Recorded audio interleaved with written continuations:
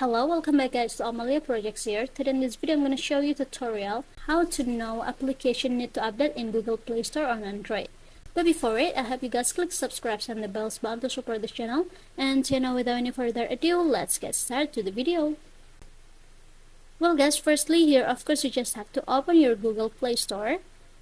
And to know the application that need to update it, you just have to go to this account icon at the top right. Now just go ahead to this manage apps and device.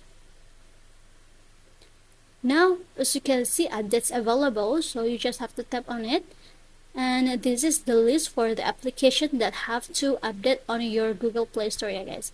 If you want to update one of them, you just have to tap on this update button beside the applications, and you can also to tap on this update all to update all the applications on your phone, guys. So yeah, I think it's enough guys. Thank you for watching this video.